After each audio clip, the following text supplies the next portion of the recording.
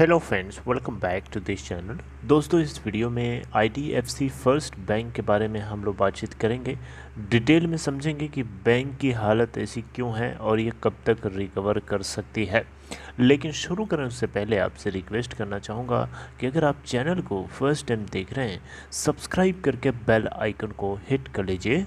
और दूसरी चीज़ कि अगर आप डीमैट अकाउंट ओपन कराना चाहते हैं, डिस्क्रिप्शन बॉक्स में लिंक दिया गया है अपस्टॉक में अकाउंट ओपन कराने का, फॉलो कर सकते हैं। दोस्तों, बहुत ही सिंपल प्रोसेस होता है। ओके दोस्तों, आईडीएफसी फर्स्ट बैंक के अंदर अगर सबसे पहले मैं आपको बताना चाहूँगा इस कंपनी के अंदर यानी इस बैंक के अंदर क्या शेयर होल्डिंग पैटर्न है। 36.56% की हिस्सेदारी प्रमोटर्स के हाथ में है और 32.22% की हिस्सेदारी पब्लिक के पास है। एफआईआईज यहाँ पे 15.09% के साथ बने हैं और डीआईआई 16.14% की हिस्सेदारी के साथ बने हुए हैं। मार्केट कैप अगर आप देखें इस कंपनी की, तो आज की डेट में 30,528 करोड़ रुपए है और इसका 52 वीक लो बनाया जा चुका है 26.85 का और हाई है 69.30 का।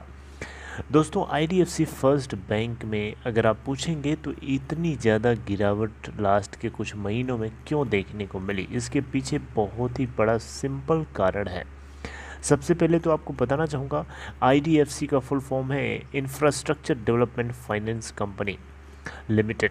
इसकी एक सब्सिडरी है जिसका नाम है आईडीएफसी फर्स्ट बैंक, जो कि 2015 अक्टूबर 2015 में इसको बनाया गया, इसका जन्म हुआ।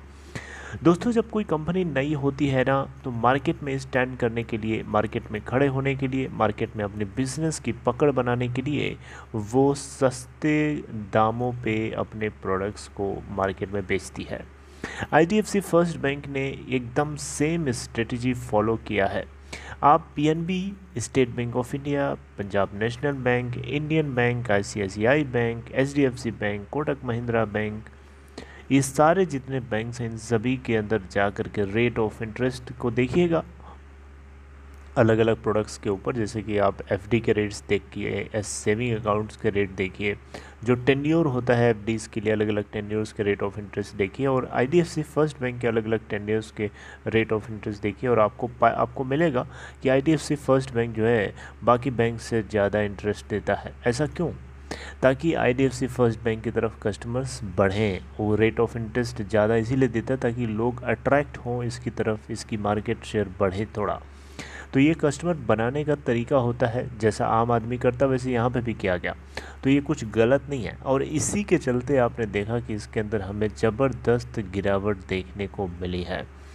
सिंपल सी बात है, बैंक अगर रेट ऑफ इंटरेस्ट ज़्यादा दे रहा है बाकी के कंपेयर में, तो कहीं ना कहीं उसको एडजस्ट करेगा ना, अपने प्रॉफिट में करेगा। अपना जो उसका प्रॉफिट है वो कम होगा। तो शायद यही एक सबसे बड़ा कारण रहा है, और भी कारण है। आइए एक एक करके मोटा मोटा जल्दी से देख लेते हैं।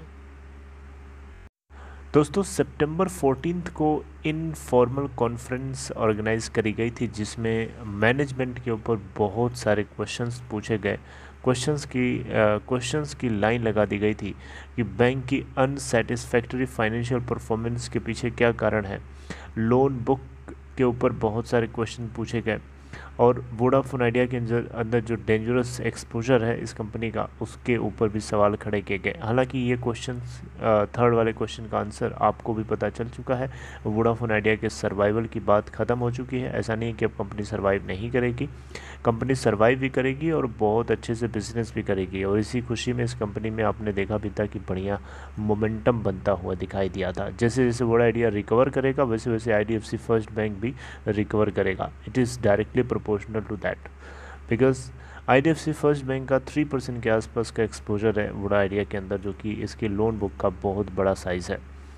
राइट, यस बैंक दूसरे नंबर पे है और कैपिटल वाइज देखें तो 11,000 करोड़ रुपए एसबीआई का एक्सपोजर है वोडा आइडिया के अंदर, जो कि सबसे ज़्यादा है। दोस्तों, इस कंपनी के, इस बैंक के रेवेन्यू में 11.08% की ग्रोथ हमें Q1 में होती हुई दिखाई दी। इसके बावजूद भी लॉस हुआ। यहाँ पे Q1 के अंदर 621 करोड़ का नेट लॉस हुआ था। हालांकि 621 करोड़ का नेट लॉस हुआ। हालांकि अगर आप देखें तो पूरे फाइनेंशियल ईयर 2021 के अंदर यानी कैलेंडर ईयर 2020 के अंदर कंपनी ने कंसिस्टेंटली प्रॉफिट बुक किया है, जबकि क्वार्टर वन में 621 करोड़ का नेट लॉस हुआ था। इसके पीछे कारण क्रेडिट कॉस्ट, यानी बैंक जो पैसे लेता है आम आदमी से, हम लोगों से, रिटेल इन्वेस्टर से, रिटेल डिपॉजिटर से बेसिकली, तो वो उसके बदले एक रेट ऑफ इंटरेस्ट चार्ज उनको देना पड़ता है। जैसे सेविंग अकाउंट में अगर आप पैसे रखते हैं तो उसका रेट ऑफ इंटरेस्ट अलग होता है, एफडी कराते हैं उसका अलग होता है ना, टर्म डिपॉजिट कराते हैं उसका अलग होता है। ये एक क्रेडिट कॉस्ट के ज़्यादा होने की वजह से ऐसा इनको देखने को मिला। और दूसरा कारण है पुअर क्वालिटी ऑफ लोन्स। इनका जो लोन सेगमेंट है बांटने का वो कॉरपोरेट सेक्टर की तरफ ज़्यादा ओरिएंटेड है, जबकि अब इनकी तरफ से प्लान किया जा रहा है कि कॉरपोरेट सेक्टर से हटा करके लोन जो है रिटेल सेगमेंट की तरफ ओरिएंट कराने की कोशिश चल रही है।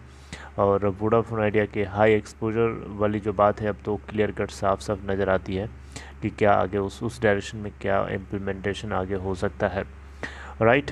तो दोस्तों यहाँ पे जो है इस बैंक की लोन बुक्स जो है वो हेल्दी नहीं दिखी, क्योंकि इसकी दो मैट्रिक्स हैं, जैसे कि एनपीए, एनएनपीए एंड जीएनपीए, इन सभी के अंदर हमें इस बार क्वार्टर वन के अंदर ग्रोथ होती हुई दिखाई दी, क्योंकि रिटेल इनके कस्टमर्स कम हैं और कॉर्पोरेट कस्टमर्स ज़्यादा हैं, और ये पूरी तरीके से इस बार पासा पलटने की प्लानिंग कर रहे हैं। यानी ये रिटेल कस्टमर्स की तरफ ज़्यादा ओरिएंटेड रहेंगे। दोस्तों इसके अलावा आपको पता होगा बैंक अगर प्रोविजनिंग कर रहा है, इट मीन्स कि उसको कहीं न कहीं अपने एनपीए को काउंटर करने के लिए करना पड़ता है, जो कि इस बैंक के प्रॉफिट से ही वो पैसा पूरा निकलता है। तो ये इसीलिए इसकी लोन बुक जो है थोड़ी गंदी है, और लोन बुक गंदी हमेशा नहीं रहेगी दोस्तों, सिचुएशन धीरे धीरे चेंज होगी और ये बैंक धीरे धीरे ट्रैक पे आने की कोशिश करेगा, राइट। तो दोस्तों आप देख सकते हैं यहाँ पे आगे के रास्ते की बात करें, द वे अहेड, यानी बैंक के अंदर अगर आप बाइंग करने की सोच रहे हैं तो ये बड़ा सिंपल रीज़न है, क्योंकि टेक्निकली अगर हम देखें तो काफ़ी सपोर्टिव है। इसके अलावा स्ट्रॉन्ग प्लान इसकी है खुद की बैंक की कि ये 70% जो है अपने लोन का जो अमाउंट होगा वो रिटेल्स बिजनेस को ये देने की कुछ सोच रहे हैं। होल सेल बिजनेस में कुछ कमी लेके आना चाहते हैं, यानी बिग इंस्टीट्यूशंस को लोन नहीं देना चाहते, ज़्यादा 30% रखना चाहते हैं।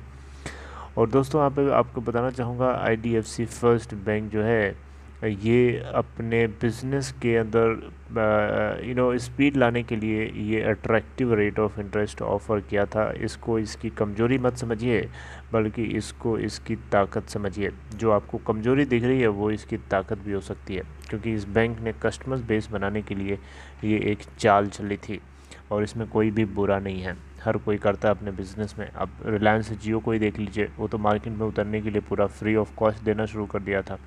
ये बैंक फ्री ऑफ कॉस्ट नहीं दे रहा, लेकिन फिर भी बाकियों के कंपेयर में ज़्यादा रेट ऑफ इंटरेस्ट ऑफ़र किया है अपने कस्टमर्स को, ताकि लोग इससे चिपके भी रहें और नए कस्टमर्स भी आके जुड़ते भी रहें, और इसीलिए मार्केट में इसने अपना बेस बना भी लिया है।